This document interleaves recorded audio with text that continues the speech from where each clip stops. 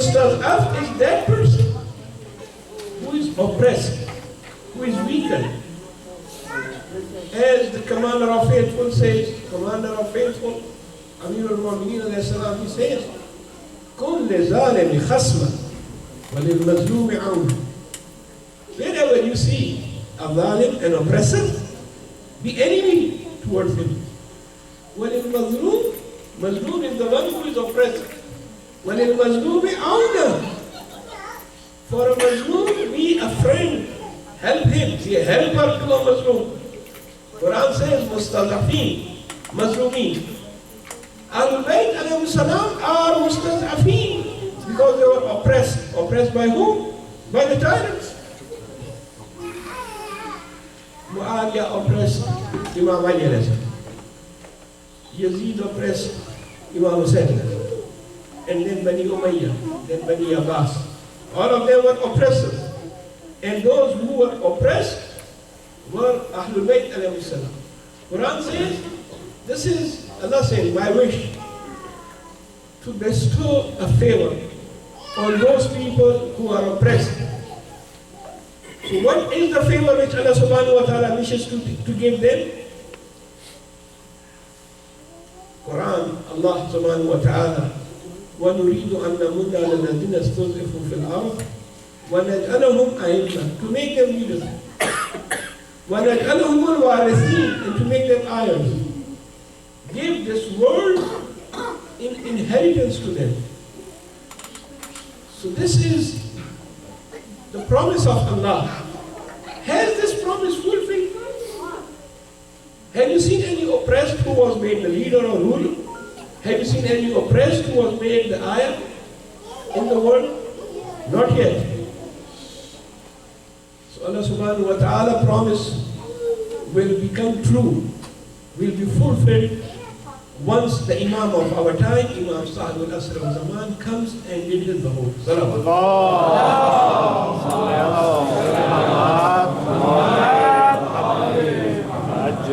When we talk about Imam in Zaman al-Salam, there are two issues.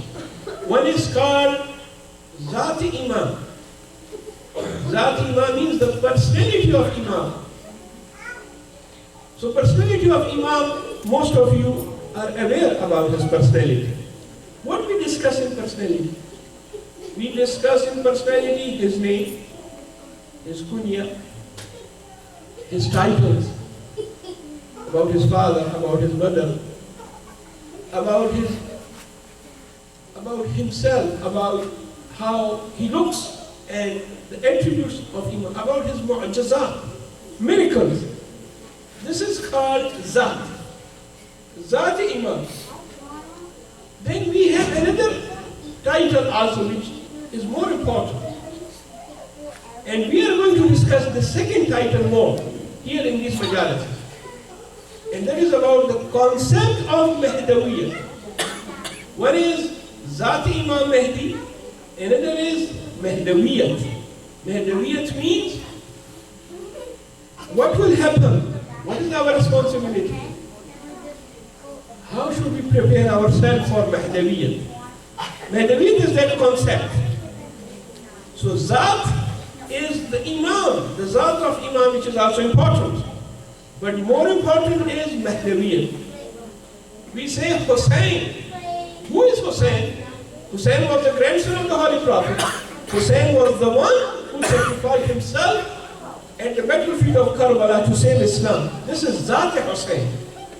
There is another term called Hussainiyat. What is Hussainiyat? Hussainiyat is Hayhat min al-Zillah. All of you repeat. Hayhat min al-Zillah. Hayhat min al-Zillah. Hayhat min al-Zillah. Labayka ya Hussain. Labayka ya Hussain. Labayka ya Hussain. This is Hussainiyat. Hayhat min al-Zillah. Zillat हमसे बहुत दूर है, कोसों दूर है.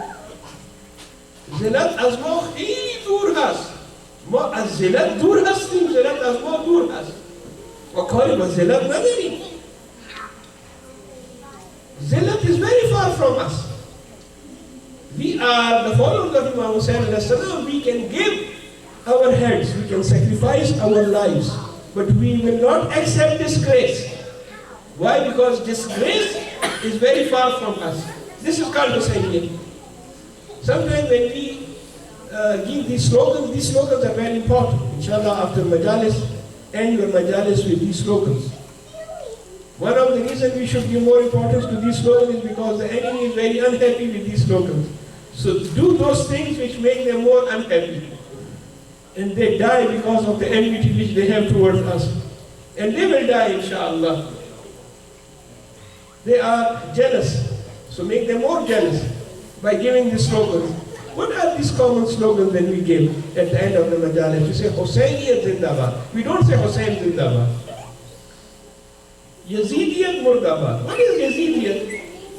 Yazidiyat means the concept of changing Islam.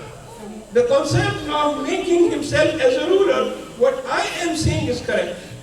And the father of Yazid also said, he said, I am not here as a ruler to implement zakat and khums or salat and hajj. No, I have nothing to do with that. I am here as a ruler to rule you. You should obey me. I'm not going here to teach you about salat and so on. No, you just listen to me what I'm saying. This is Yazidiyat. But Hussainiyat is to save Islam, you can give all, you can sacrifice whatever you have.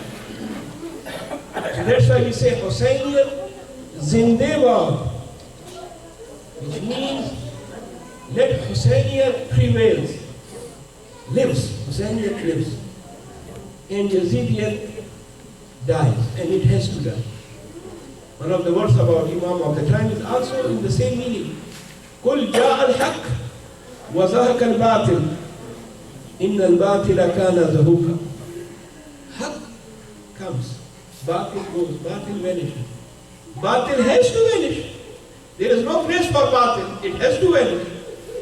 So we will talk about the Zat of Imam alayhi salam briefly, but we will talk about Mahdaviyat in detail. What is Mahdaviyat? Why we are waiting? Why the world is waiting for him? Why? What's so important? And then when we talk about Ghaiba, we have, this is now Asr Ghaiba. And then there is another Asr. Asr means era, time. The time of Ghaiba. This is now the time of Ghaiba. Then the time will come when Imam alayhi salam will be with us. That is called Asr Zuhur. When Imam alayhi salam will be Zahir, and he will be with us. To see how important are these timings and these eras. Just give you one example. If all of you are attentive, inshallah, and you are, please recite louder salawat.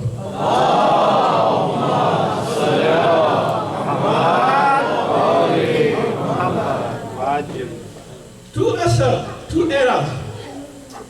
One is called Asr Ghaiba, and another is Asr Zahur. This is Asr Ghaiba. And then we will discuss in detail in these majalises about Asr Zuhur, when Imam alayhi salam will be with us. What is the difference? One example. In Asr Ghaiba, what you do? When you pray Salatul Jum'ah in Asr Ghaiba, you pray that with the niyat of wajib takhyiri, not wajib aini. But when Asr Zuhur will come, when the Imam alayhi salam will be with us, then we will pray Salatul Jum'ah like we pray Salatul Fajr with the niyat of Ghaibat aini, not Ghaibat ikhtiyari.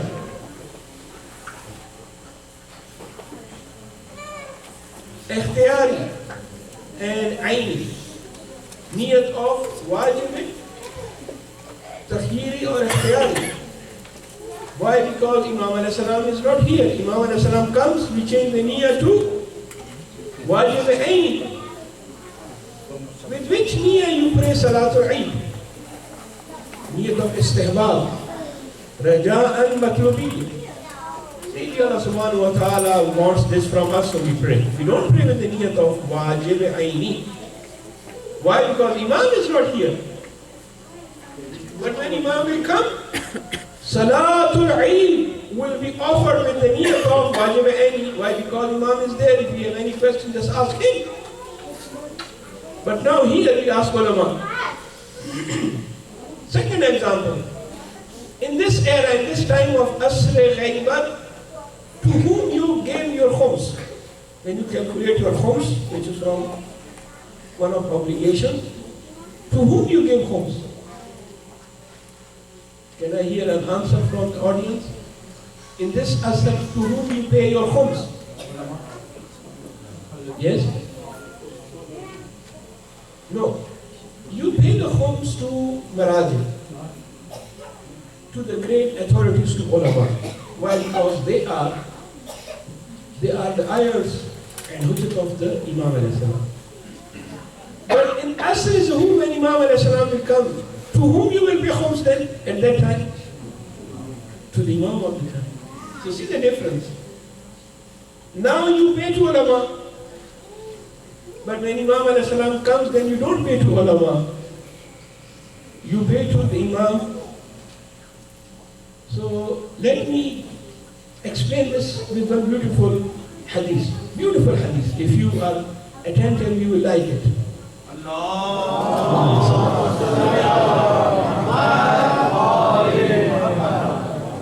The hadith is from the fifth Imam. He says, whenever the Eid day comes, our huzn, that is, our grief becomes more. Whenever the Eid day comes, Eid al-Fitr or Eid al-Adha, we became more unhappy, our grief increases. The person asked him, Yabna Rasulullah, O son of the Holy Prophet, why on the Eid day your grief becomes more? On the Eid day the people should be happy and they should rejoice, enjoy. But you say our grief increases? Why? Imam alayhi salam replied, because we see the person who is na'ahal, who is not worthy, on the member of the Holy Prophet. Those people who are not worthy, they are giving the khutbah of Eid, they are reciting Salatul Eid. And those people who are worthy, who we, the imams, the children of the Holy Prophet, we are not allowed to go on the pulpit. We are not allowed to give khutbah of Eid. We are not allowed to lead Salatul Eid. So see, Imam alayhi salam is telling us that the Eid, although it is Eid, but Na'ahal is sitting on the place where he should not sit. Like the Bani Umayyah.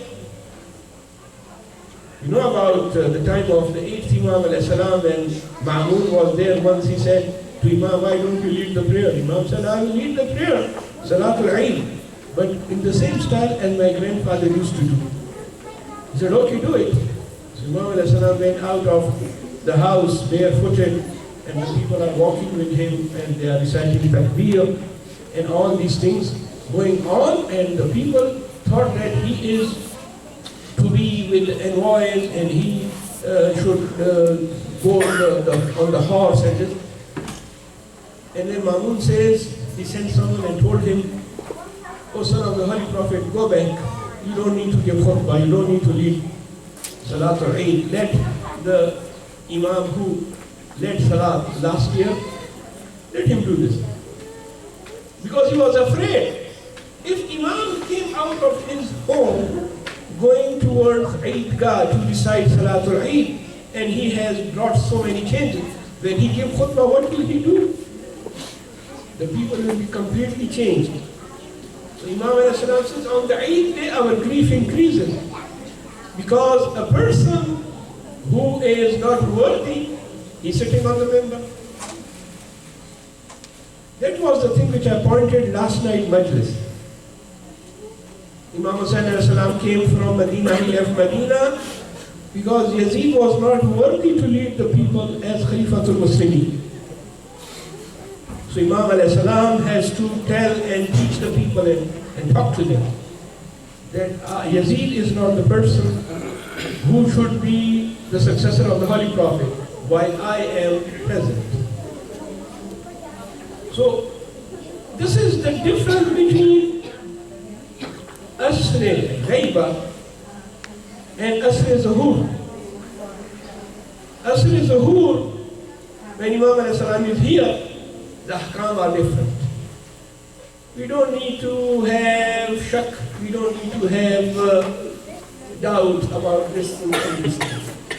Let me give you one or two examples so that you understand what we are talking about and what are these phases from where we are going. Example, whenever the month of Muharram starts, a debate starts among the Shias. Some debates are already with the non-Muslims.